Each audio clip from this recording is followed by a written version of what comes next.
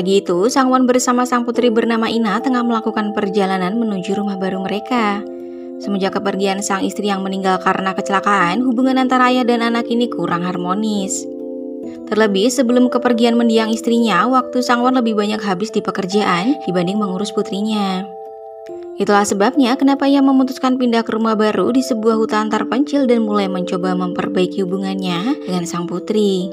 Tapi rupanya kepindahan mereka ke rumah baru ini tidak serta-merta langsung membuat hubungan antara ayah dan anak ini kian membaik.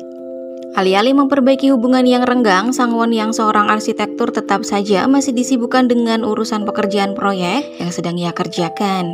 Terlebih ia harus selalu memantau pekerjaan timnya di lapangan. Karena hal inilah hubungan ayah dan anak bukannya membaik malah memburuk. Alhasil, Ina yang kesepian akhirnya menemukan dunia baru di mana pada akhirnya teman-teman barunya pun mengajak Ina memasuki alam mereka. Lalu bagaimana cara Sangwon membawa putrinya kembali ke dunia manusia? Berikut alur lengkap film horor Korea The Closet 2020. Malam itu, Ina kecil yang sedang menangisi kenangan bersama sang ibu dalam sebuah rekaman video tiba-tiba mendengar suara ketukan dari dalam lemari baju. Karena penasaran, ia pun membuka lemari tersebut. Tapi ternyata hanya baju-baju miliknya yang menggantung di sana. Sampai akhirnya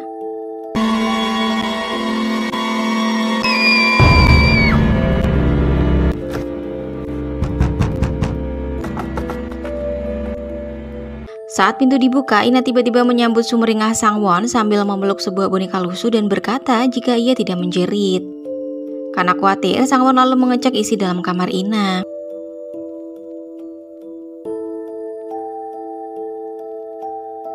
A few moments later. Penasaran, Sangwon kemudian mengecek isi dalam lemari, tapi ia tidak menemukan keanehan apapun, melainkan hanya baju-baju yang tergantung di dalam. Siang harinya, Sangwon yang pulang dari proyek datang ke rumah dengan membawa sebuah boneka untuk Ina. Tapi lagi-lagi, ia kembali mendengar suara ribut-ribut dari kamar Ina. Saat dihampiri, Ina malah tampak tenang dan sedang membuat sebuah lagu untuk Sangwon. Melihat putrinya jauh lebih tenang dari sebelumnya, Sangwon lantas mengambil kesempatan untuk memberitahu Ina jika proyek yang ia kerjakan dalam pembangunan sebuah museum kembali dilanjutkan. Karenanya, ia akan memanggil seorang babysitter untuk mengurus Ina selama Sangwon bekerja di proyek kurang lebih 2 bulan. Sangwon sendiri menjanjikan jika setiap akhir pekan ia akan pulang menemui Ina. Awalnya, Ina menanyakan apakah ia bisa ikut bersama sang ayah dalam proyek. Tapi menurut Sangwon, area proyek sangat berbahaya dan tidak cocok untuk anak-anak. Sedihnya, Sangwon malah menjanjikan akan memberi putrinya hadiah jika mau menuruti ucapannya. Mendengar ucapan Sangwon, Ina pun merasa sangat kecewa dan marah. Malam harinya, Sangwon lagi-lagi sibuk dengan pekerjaannya di lantai bawah, sedangkan Ina ada di dalam kamarnya.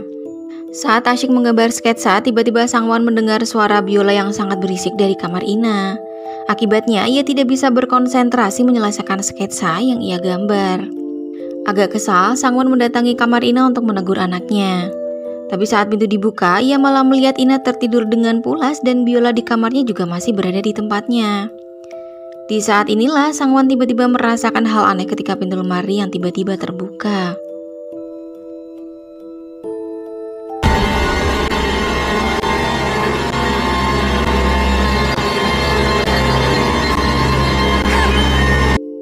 Rupanya apa yang dialami oleh Sangwon hanyalah sebuah mimpi saja. Tapi aneh, mimpi tersebut seolah nyata, terlebih saat ia melihat sketsa miliknya sudah robek menjadi beberapa bagian.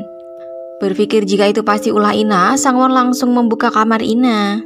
Tapi ternyata Ina tidak berada di kamarnya. Masuk ke kamar, Sangwon menemukan boneka yang kemarin ia beri untuk Ina sudah hancur dan tergeletak di lantai. Selain boneka yang hancur, biola milik Ina juga rusak parah. Dari luar, Sangwon melihat Ina sedang jongkok. Tapi sayangnya, Sangwon tidak melihat apa yang ada di hadapan Ina saat ini.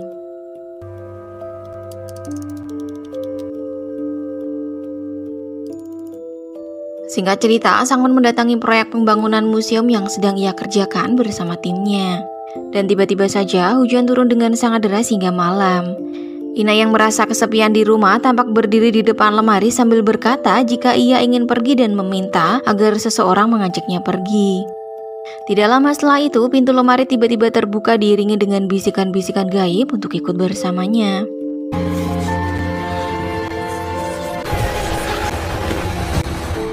Ina pun menghilang bersama dengan boneka lusuh yang ia tinggalkan begitu saja.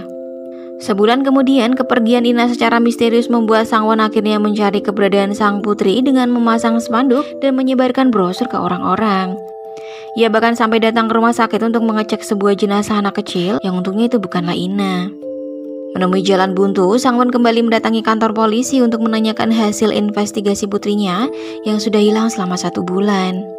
Tapi karena tidak membuahkan hasil, Sangwon lantas mencoba cara lain dengan melakukan siaran melalui media TV untuk menemukan keberadaan Ina. Siang itu, Sangwon yang memantau berita putrinya di TV yang tanpa sengaja, ia melihat beberapa orang yang ia kenal muncul dan diwawancarai juga. Sedihnya lagi, mereka malah mengatakan jika kemungkinan Sangwon menderita gangguan jiwa karena ditemukan obat-obatan di dalam rumahnya. Selain itu, rekan seprofesinya juga menceritakan pada awak media jika hubungan Sangwon dan sang putri memang tidak baik. Berita-berita di media yang malah membuat statement-statement ngawur akhirnya memancing kemarahan Sangwon seketika.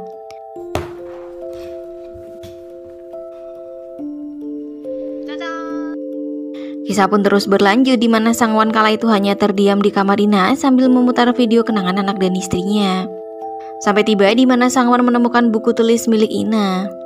Kepo, ia pun membuka isi buku tersebut dan tibalah di mana Sangwon menemukan sebuah gambar anak perempuan berwajah aneh dan bermata besar dengan sebuah lemari di belakangnya.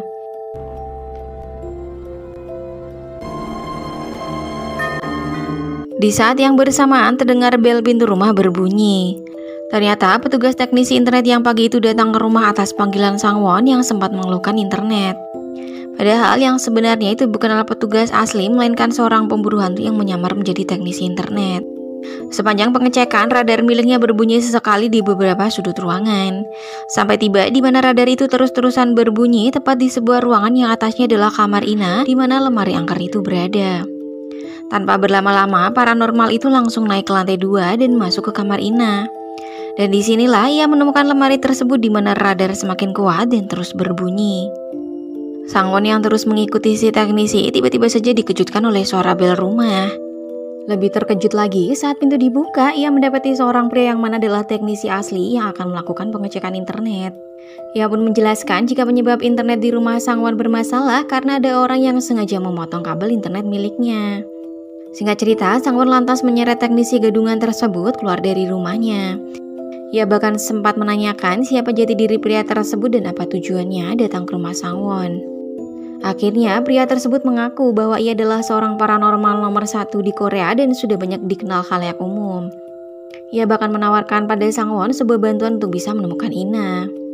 Memperoleh kata sepakat, si paranormal lantas menunjukkan artikel-artikel tentang anak yang tiba-tiba hilang di dalam rumah mereka. Dari semua artikel yang ia lihat, rata-rata anak-anak yang hilang menggambar sama, yaitu seorang gadis bermata besar yang berdiri di depan lemari. Demi menguatkan ceritanya, paranormal juga menunjukkan sebuah video di mana ada seorang paranormal wanita yang mana sedang melakukan ritual di depan sebuah lemari untuk mengecek apakah anak yang hilang itu sudah mati atau masih hidup. Tapi sayangnya ritual itu malah berujung pada kematian si dukun karena menggorok lehernya sendiri dengan pisau yang ada di tangannya. Rupanya dukun wanita itu tidak lain adalah ibu dari paranormal yang ada di sebelah Sangwon. Tidak lama setelahnya, si paranormal kembali memperlihatkan wujud dari hantu yang sudah menculik anak-anak dan juga merenggut nyawa ibunya. Tidak bisa menerima dengan nalarnya atas semua cerita yang dikatakan oleh si paranormal, Sangwon lantas mengusir paranormal muda itu dari rumahnya. Sebelum pergi, si paranormal berpesan pada Sangwon jika saat ini hanya dirinya lah yang percaya pada Sangwon.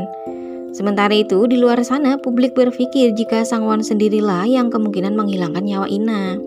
Paranormal juga berpesan jika terlalu lama ditunda, maka Ina akan hilang untuk selamanya. Mendengar kalimat terakhir dari si paranormal, Sangwon akhirnya mengejar si paranormal dan memintanya untuk bisa membantu Sangwon. A few moments later. Singkat cerita, Sangwon dan paranormal kemudian mempersiapkan semua peralatan yang mereka butuhkan hingga malam.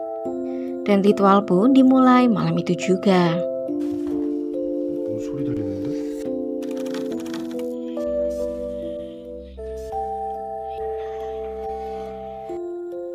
Mengawasi lewat monitor di mana semua CCTV telah dipasang di tiap sudut ruangan, Sangwon dan si paranormal sejauh ini belum menemukan pergerakan yang mencurigakan di kamar Ina. Tidak berselang lama, Sangwon mendengar suara biola dari balik speaker di telinganya.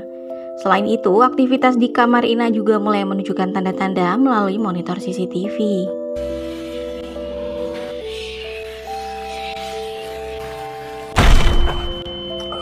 Seiring dengan pintu tertutup dengan sangat keras dan suara melengking dari speaker, aktivitas gaib pun reda dan suasana kembali hening. Sangwon dan paranormal lantas mengecek peralatan mereka di kamar Ina. Menurut si paranormal, hantu yang membawa Ina benar-benar kuat dan juga pemberani. A few moments later. Gagal dalam percobaan pertama, mereka kembali melakukan percobaan dengan boneka yang lebih besar lagi.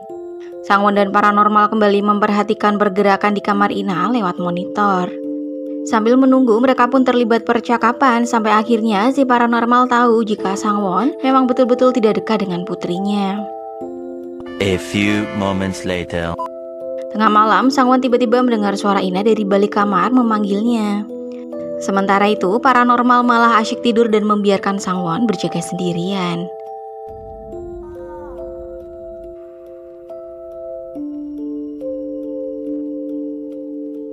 Mata Sangwon pun tertuju pada lemari pakaian di kamar Ina. Ia pun memberanikan diri membuka lemari tersebut dan mendapati boneka-boneka besar yang semula diletakkan di luar, kini telah berada di dalam. Tidak lama setelahnya, pintu kamar tiba-tiba tertutup dan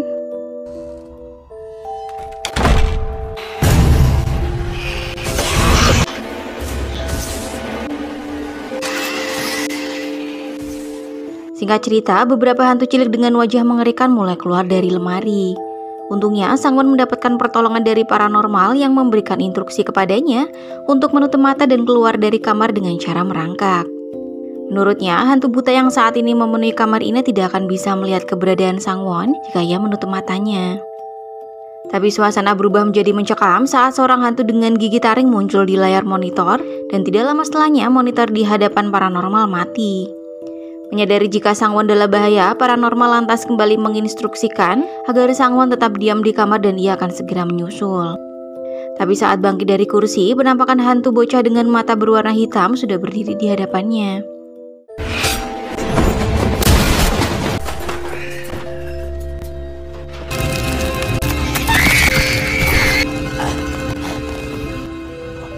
A few moments later. Di sisi lain, Sangwon yang terjebak di antara kerumunan hantu buta menerima instruksi untuk segera keluar. Tapi rupanya tidaklah semudah itu bisa keluar dari kepungan hantu karena di saat yang bersamaan alarm jam milik Sangwon berbunyi.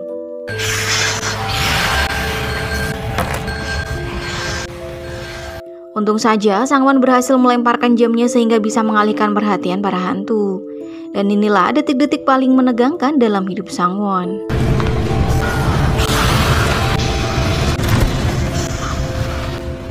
Scene pun kembali pada paranormal yang saat itu sedang menghadapi kekuatan jahat hantu bocah yang memberikan serangan bertubi-tubi kepadanya.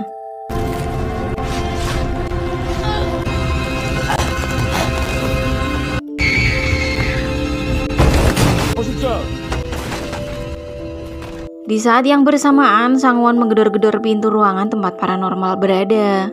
Tidak lama kemudian, paranormal keluar dalam kondisi babak belur dan sebuah pisau menancap di perutnya. Alhasil, Sangwon terpaksa membawanya ke rumah sakit. Meskipun tergolek lemah di atas kasur, paranormal memberikan informasi pada Sangwon jika arwah hantu cilik yang menyeret Ina bernama Myungjin. Usai menyebutkan nama, paranormal kemudian pingsan. Selama menunggu proses operasi paranormal, Sangwon sambil membuka-buka clipping milik paranormal dan di sanalah ia menemukan sebuah artikel tentang Myungjin. Dalam fotonya, Myungjin membawa sebuah boneka yang mirip dengan boneka yang dibawa Ina kala itu. Singkat cerita, berpedoman pada berita di artikel yang ia baca, Sangwon lantas datang ke kota Cheongjin untuk mencari informasi tentang Myungjin dan keluarganya. Kebetulan, tempat pertama yang ia datangi adalah kantor perumahan real estate Kyunbaek.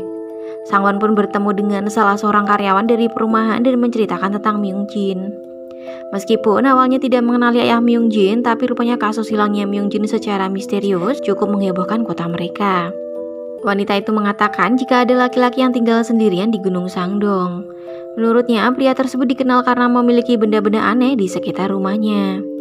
Singkat cerita, Sangwon langsung mendatangi lokasi tempat ayah Myungjin tinggal.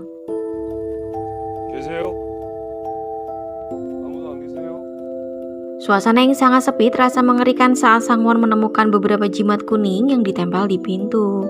Sampai akhirnya ia dikagetkan dengan suara dari ayah Myung-jin yang muncul tiba-tiba. Singkat cerita, Sangwon mencoba memancing si paman dengan bercerita jika ia kehilangan putrinya sebulan lalu dan belum ditemukan hingga hari ini.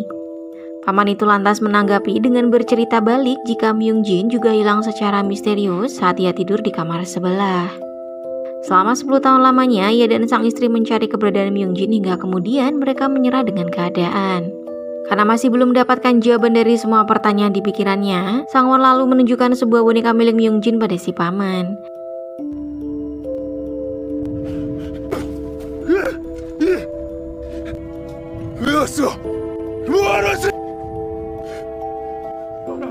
Tiba-tiba saja si paman bertingkah seperti orang ketakutan sambil berkata jika ia tidak ingin mati. Ia pun berlari masuk ke sebuah ruangan di mana di dalamnya terdapat banyak jimat yang ditempel di dinding. Tanpa berlama-lama, paman tersebut langsung membakar boneka itu.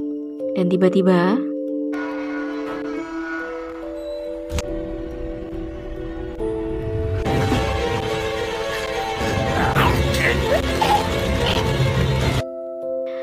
mendengar suara ribut-ribut dari dalam ruangan, Sangwon yang hendak pergi mengurungkan niatnya dan memutuskan menghampiri si paman.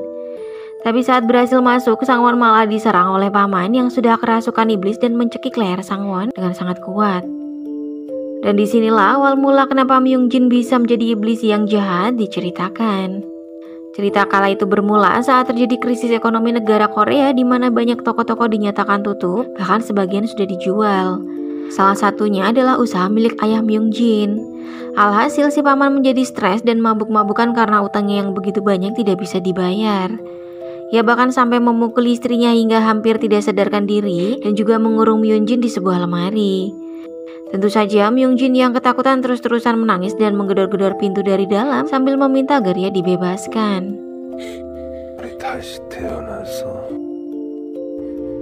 Tapi rupanya ayahnya sama sekali tidak peduli dengan tangisan Myung-jin dan menguncinya di dalam lemari. A few moments later. Cerita pun kembali pada masa kini di mana paranormal tiba-tiba hadir dan mencoba melepaskan pengaruh setan jahat dari tubuh si paman.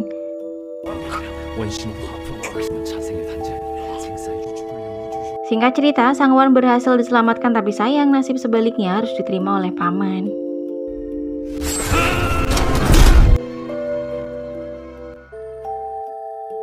Usai kejadian itu, Sangwon dan paranormal segera pergi meninggalkan lokasi. Di sepanjang perjalanan, Sangwon bercerita jika ia sudah melihat kenangan Myung-jin semasa hidup. Menurut si paranormal, kebencian di dalam diri Myung-jin lah yang mengubahnya menjadi sosok mengerikan, di mana ia kemudian mengumpulkan anak-anak yang bernasib hampir sama seperti dirinya. Paranormal lantas melanjutkan jika apa yang dialami Ina kemungkinan sama dengan Myung-jin dan anak-anak yang lain, yaitu kehadiran anak yang tidak diinginkan oleh orang tuanya sendiri. Mendengar pernyataan paranormal, Sangwon hanya terdiam. Sejenak kemudian, Sangwon akhirnya menyadari jika ialah penyebab perginya Ina. A few moments later. Tiba-tiba, Sangwon meminta pada paranormal untuk membantunya memasuki dimensi para hantu untuk bisa menyelamatkan nyawa putrinya. Sangwon bahkan menyatakan akan membayar berapapun demi bisa menyelamatkan Ina. Singkat cerita, mereka akhirnya mempersiapkan keperluan yang dibutuhkan si paranormal untuk memulai ritual. Paranormal pun mengingatkan jika Sangwon hanya memiliki waktu 30 menit. Lebih dari itu, ia akan berubah seperti hantu buta dan tidak bisa kembali ke alam manusia. Memperoleh kata sepakat dan persiapan juga sudah matang, ritual pun akhirnya dimulai.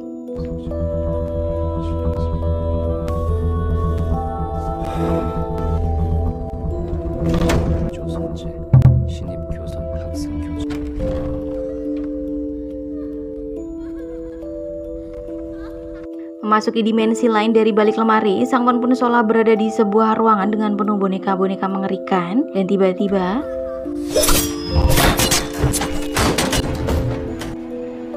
serangan-serangan yang muncul secara tiba-tiba sontak membuat Sangwon panik.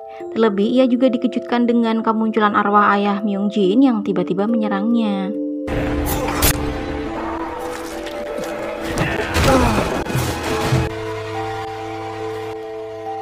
Belum selesai soal si paman, Sangwon tiba-tiba dikejutkan oleh arwah dari mendiang istrinya yang menyerang Sangwon. Rupanya ini hanyalah siasat dari Myungjin yang sengaja mengubah wujudnya untuk menyerangnya.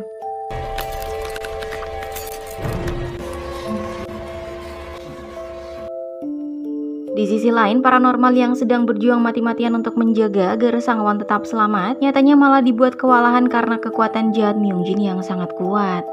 Parahnya lagi, semua lilin tiba-tiba padam. Padahal nyawa Sangwon tergantung pada nyala lilin-lilin itu.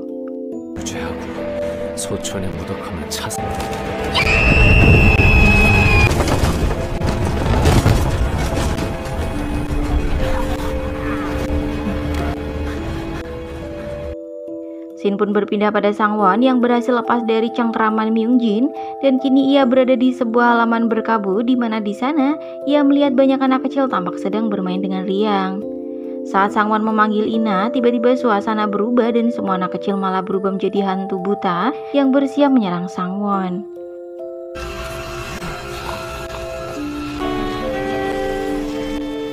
Dari kejauhan, Sangwon tampak melihat Ina sedang bermain biola. Sangwon pun berusaha kabur dari kerumunan hantu bocil yang terus-terusan menyerangnya dengan senjata tajam dan segera berlari menuju tempat Ina berdiri. Sampai akhirnya tiba-tiba sebuah truk melaju dengan sangat kencang dan menabrak Sangwon. Ia pun terlempar dan membawa kembali cerita saat Sangwon bersama istri dan anaknya mengalami kecelakaan yang menewaskan sang istri. Di sana, sang istri berpesan pada Sangwon untuk menjaga Ina dengan segenap jiwanya. Dan tidak berselang lama, Sangwon pun tersadar. Tiba-tiba, Sangwon mendengar suara Myungjin yang menanyakan tujuan Sangwon memasuki dunia mereka. Padahal menurutnya, Sangwon tidak menginginkan kehadiran Ina. Sangwon lantas memohon pada Myungjin agar membebaskan Ina, tapi Myungjin hanya tertawa mendengar ucapan Sangwon dan selanjutnya...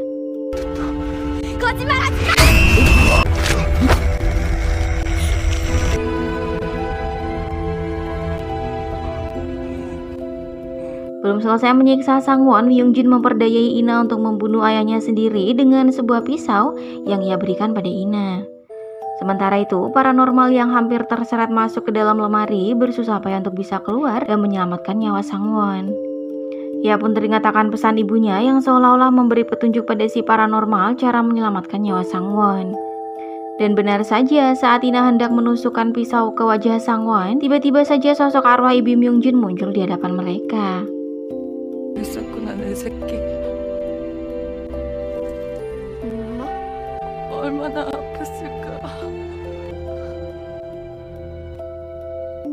Terkejut melihat sang ibu muncul di hadapannya, Myungjin yang awalnya berwajah seram perlahan tapi pasti mulai berubah menjadi sosok Myungjin semasa hidup.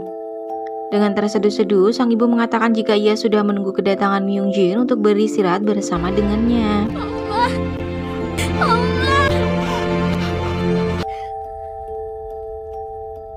Myungjin pun menangis terseduh-seduh karena ibunya tiba-tiba hilang dari pandangannya. Bersamaan dengan hal itu, kekuatan paranormal yang membuat kemunculan arwah dari mendiang ibu Myungjin melemah dan membuatnya ambruk, hampir tidak sadarkan diri karena kehabisan darah. Pertempuran yang belum berakhir itu mau tidak mau membuat si paranormal tetap bertahan untuk kembali memunculkan arwah ibu Myungjin untuk bisa membawa sang anak ke tempat yang damai. Di sisi lain, Sangwon pun memeluk Myungjin dan menyampaikan permohonan maaf karena belum bisa menjadi ayah yang baik. Hal ini pun disaksikan oleh banyak hantu cilik. Dan disinilah mulai dimunculkan bagaimana kisah kelam anak-anak yang mengalami penyiksaan baik fisik maupun mental dari orang tua mereka. Bersama dengan berubahnya wujud para hantu cilik yang kembali seperti manusia biasa, genderang peringatan terus ditabuh oleh paranormal yang mana merupakan sebuah peringatan untuk Sangwon jika waktunya sudah hampir habis.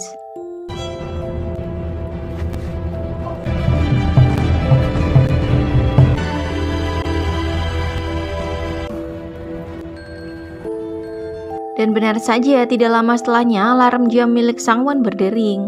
Segera ia menghampiri Ina dan membopongnya untuk bergegas kembali ke alam manusia. A few moments later. Menjelang akhir kisah, Sangwon akhirnya berhasil keluar dari alam gaib bersama Ina. Paranormal pun bergegas menutup lemari pakaian dan secara kebetulan, ia melihat Myungjin tampak menoleh padanya seolah berpamitan dan mengucapkan terima kasih karena sudah mempertemukannya kembali dengan sang ibu.